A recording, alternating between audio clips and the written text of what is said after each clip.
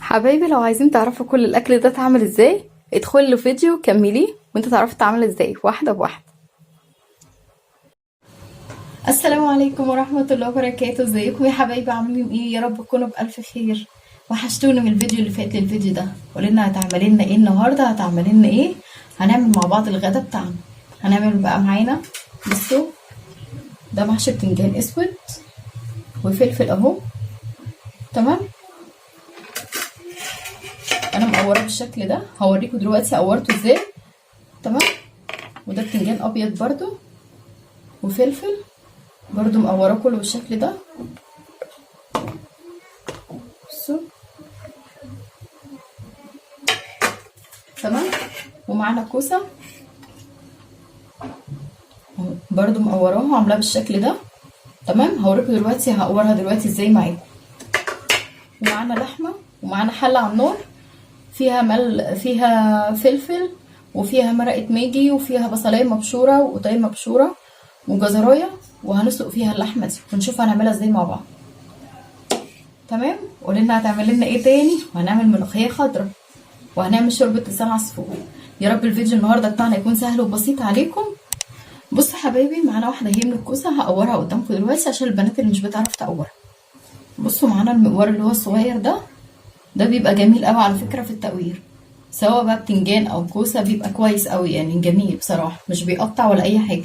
بصوا اعملها بالشكل ده، حطها كده كده اهو، يا رب يبقى واضح بس.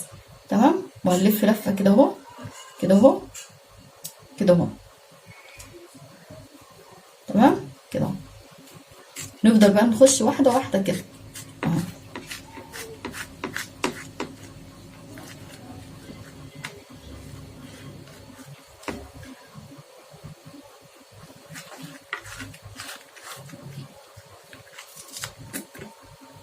بصوا بيطلع مره واحده كده، مش بتاخد حاجه والله. بصوا بنعملها من بره كده كده،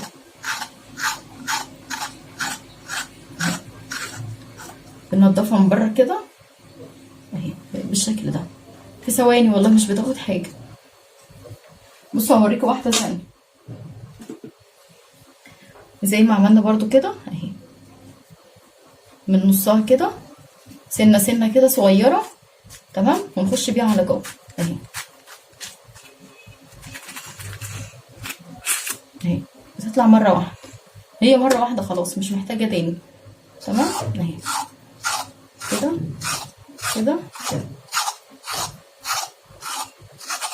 تاكلي احلى محشي كوسه. بصوا بتبقى بالشكل ده، وما بتبقاش رقيقه قوي يا بنات، علشان ايه؟ ما تتكسرش معاكم في السوا وكده. تمام. هوريكم واحده بتنجان برضو بنقورها ازاي. بصوا حبايبي، معانا واحده بتنجان اهي برضو قطعها بالشكل ده. تدي برضو نحط فيها المقوار كده في النص، نمشي بيه برضو واحده واحده كده اهو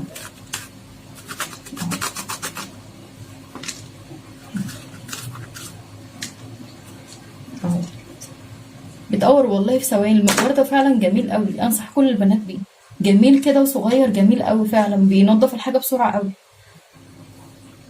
هوريكم برضو الفلفل يا بنات. بصوا فلفل بيتعمل كده، عايز تقطعيه بالسكينه ماشي، عايز تعملي كده، بس انا بصراحه بعمله كده عشان الرز ايه ما يطلعش منه، يبقى مقفول كده اهو. بصوا مش بياخد حاجه. تمام. هبتدي بقى اغسل البتنجان والحاجه دي عشان نحشي الحاجه دي مع بعض. بصوا حبايبي، بعد ما غسلنا كل البتنجان والكوسه والفلفل بالشكل ده، هوريكم دلوقتي هنعمل فيه ايه. بصوا ده معانا شويه فلفل اسود، يا رب يبقى باين بس بالكامل، فلفل اسود وشويه كزبره صغيره وسنه ملح. هقولكم دلوقتي هنعمل بيهم ايه. بصوا معانا واحده الكوسه اللي زي دي. تمام. هنجيب كده سنه ملح على سنه فلفل على سنه كمون، بصوا نحطها كده، تقوم لما تيجي تاكل الكوسايه تلاقيها طعمها حلو، ملحها مظبوط، في نفس الوقت فيها طعم الفلفل وطعم الكمون طعم الكزبره. حباها تعمليها، مش حباها دي حسب الرغبه يعني. بصوا نفس الطريقه كده، والبتنجان كده. تمام. كله كده بنفس الشكل ده. تمام.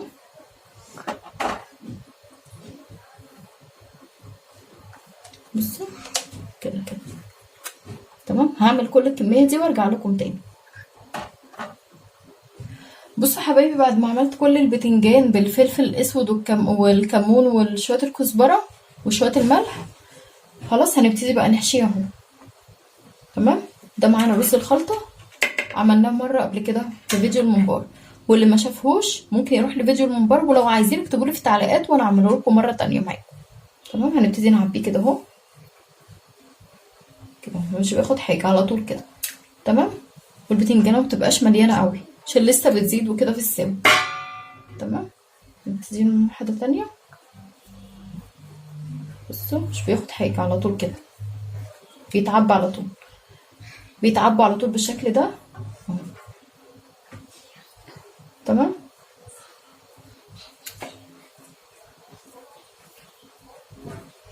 هحشي كل الكميه دي وارجع لكم تاني. بصوا حبايبي، بعد ما حشينا كده المحشي كله كده بالشكل ده. تمام.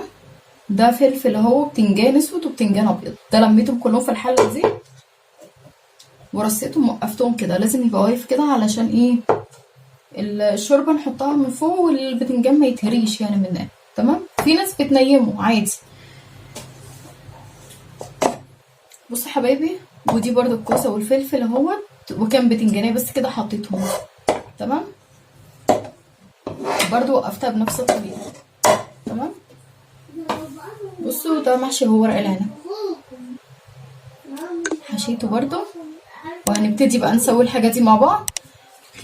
ودي الملوخيه بقى خرطها معايا، خرطها وارجع لكم تاني. بصوا حبايبي كده عملت كل الحاجات دي، خرطت الملوخيه. بصوا فرمت فيها قرن فلفل، 3 فصوص كده من الثوم اهي. بصوا خرطتها بالشكل ده، يا رب تبقى واضحه بس. تمام. بصوا بقى الشوربه اللي احنا عملناها عشان نسقي بيها المحشي اهي، شوربه عاديه خالص من بتاعه اللحمه. حطينا لها شويه من الصلصه، وحطينا لها معلقه سمنه كبيره، وشويه حواج كده، اي توابل عندك، اي حواج اي حاجه عندك. تمام. وحطينا لها قالب شوربه، دي بتسقي بيها المحشي، بتخلي لك المحشي طعمه حلو قوي. هاكم تاني. تمام. بصوا حبايبي، بعد ما سقيت المحشي بالشكل ده. تمام اهو، والبتنجان والفلفل برضو، ودي الكوسه اهي، بتروح حاطين لها شوربه كده من فوق، عشان كل البنات اللي بتستصعب المحشي مش عارفه ليه يعني، مع انه والله سهل وجميل جدا. يلا تحدوا الكسل كده وقوم يلا اعملوا المحشي. وحشنا والله من رمضان لحد دلوقتي، كلنا ما نقدرش نستغنى عنه بصراحه. هحطه على النار يا حبايبي، هحط 3 حلال كده مع بعض يستووا مع بعض وارجع لكم تاني. بعد ما المحشي خلاص قرب خلاص يستوي اهو، يعتبر استوى خلاص. بصوا تحط الشوكه فيه كده، خلاص استوى اصلا يعني، يعتبر كده تمام. تمام. وعندنا برضو المحشي الكوسه اهو، يا رب يبقى باين بس اهو. بصوا استوى برضو، اطفي عليهم. وبرضو محشي ورق العنب، وحطيت عليها مرقه ماجي بس، وحته تومه صغيره. تمام. والملوخيه زي ما قلت لكم خرطتها، هحطها بقى دلوقتي عليها. ومعانا التومه على البوتاجاز اهي بتتحمر، الطشه بتاعت الملوخيه. انا لسه شايفاكم لحد دلوقتي، لسه محدش عمل لي لايك. انزلوا تحت بقى في الفيديو احلى لايك كده، لايك لايك لايك، شرفوني والله تعليقاتكم الجميله. تعليقاتكم دي بتديني دفعه ان انا اكمل والله. متشكره والله لكل اي حد دخل قناتي واشترك فيها ودعمني باللايك. بصوا الملوخيه بالشكل ده كده، بصوا لونها وشكلها، لونها وشكلها تحفه بصراحه. والمحشي والله العظيم ريحته حكايه.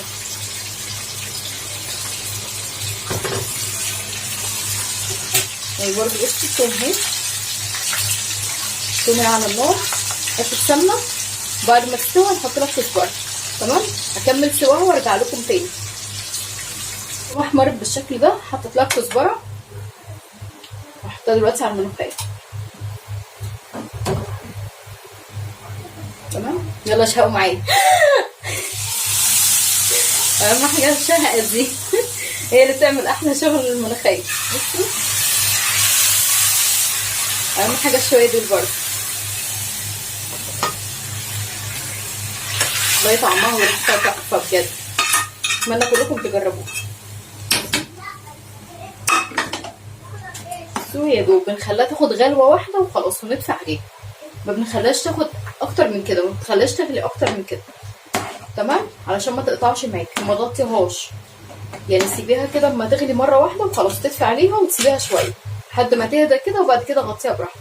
ومعانا حله تانية هي على النار هنعمل فيها شوربه لسان عصفور. خلاص هكمل باقي الملوخيه وارجع لكم تاني.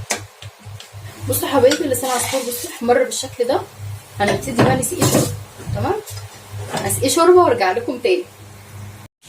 بصوا حبايبي بعد ما غرفنا كل الاكل بالشكل ده، شايفين الجمال والحلاوه؟ روعه. بصوا محشي ورق العنب، يا رب يبقى باين بس. بصوا الجمال والحلاوه. بصوا دي المحشي الكوسه، شويه الصلصه اللي بتحط في الشوربه دول بيخلوها حكايه بصراحه. ومخلل اهو. تمام، واللحمه ايه حطيناها في شوربه عشان جوزي بيحبها مع المحشي في شوربه بصراحه. بصوا ده لسان العصفور اللي عملناه مع بعض، وده المحشي البتنجان على كوسه، ده محشي الفلفل والبتنجان، وده محشي الكوسه زي ما قلنا. ودي الملوخيه اهي. وهنحلي بقى بفاكهه كده، عنب، شويه عنب احمر وشويه عنب اصفر وحاجه ساقعه وعيش. يا رب الفيديو بتاعنا يبقى سهل وبسيط عليكم. لو عجبكم الفيديو تعملوا لي لايك، واللي لسه مشتركش في القناه ينورنا باشتراكه. بحبكم يا احلى متابعين في الدنيا كلها. مع السلامه يا احلى متابعين في الدنيا كلها. معاكم نوعات كوكي، مع الف سلامه.